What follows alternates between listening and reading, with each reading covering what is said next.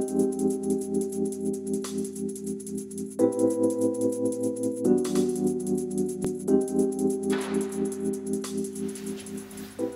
Michael Price, Director at Hair and Makeup Department in London.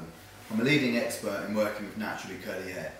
Thank you for watching this video clip where I will explain the simple techniques I recommend to my curly clients to style their hair at home.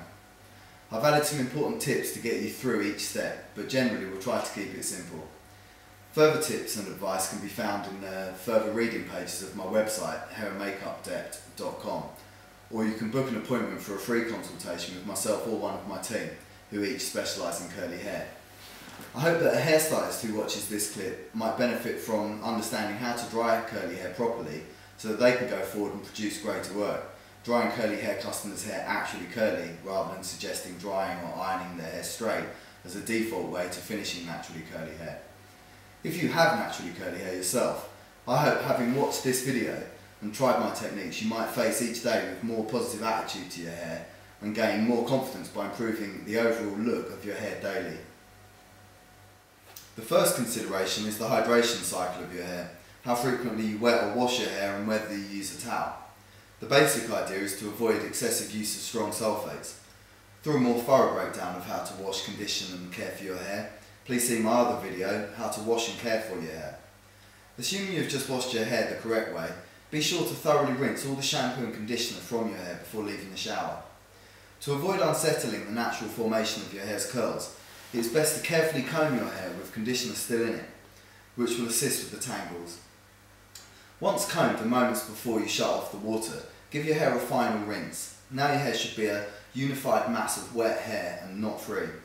Step out of the shower and with no towel and not raking through with your hands, upturn your head and shake most of the water out. In doing this, your hair will establish its own natural separation. These curl clusters, when dry, will be perfect curls. To assist with draining the water from your hair, you can clasp your hair firmly and squeeze the water, but make great effort not to separate or pull the curls. Avoid letting your fingers separate your hair. As the last few drops of the water fall from your hair, reach for your favourite curl cream. I recommend TG Curls Rock Amplifier, but most products work well when applied directly to the hair when it's wet. Try to experiment with using less product each time. The end look we're aiming for is a natural curl, not a crunchy, follow the drip jerry curls from way back soul glow look. I recommend having wet hands when you break the product down. This will prevent hands becoming sticky, curl destroying frizz makers. Wipe your hair, letting the hair take the product from your hands in each direction. Do not launch into raking it as this will create more finer curls. Also avoid piling it onto your roots. The root ought to form well and be relatively frizz free anyway. Assuming you have a fine coating of product on your mid-lengths and ends, you can spare the roots getting caked in product, allowing the scalp to function properly. The main points to remember are: rinse again after combing, shake it, don't rake it, and when applying product, the wetter the better. Once you have applied the product and shaken most of the water out, you can simply leave your hair to dry naturally. Once it is approximately 80% dry, you can start to scrunch the curls to break down any curls that might have crisped.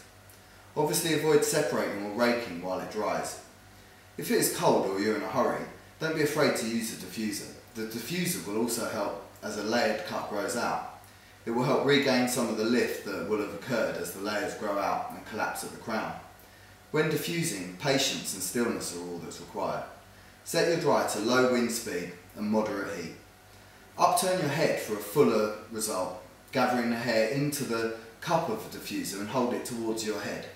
This will help create more volume. For longer, less massive hair, hold your hairdryer aiming the cup of the diffuser up at your head, just skimming the ends of your hair, letting the diffused heat rise through your hair. As with drying naturally, wait like this until your hair is almost dry before manhandling it. When handling it, be careful not to disturb the formation and separation of the curl by scrunching it too much. Grip the curls into your fist firmly and roll your knuckles until you've softened the crispiness. I hope you have enjoyed watching this video and have gained some useful insight as to how to start caring for your hair at home. Be sure to watch the other videos by the Hair and Makeup Department at hairandmakeupdepth.com/videos.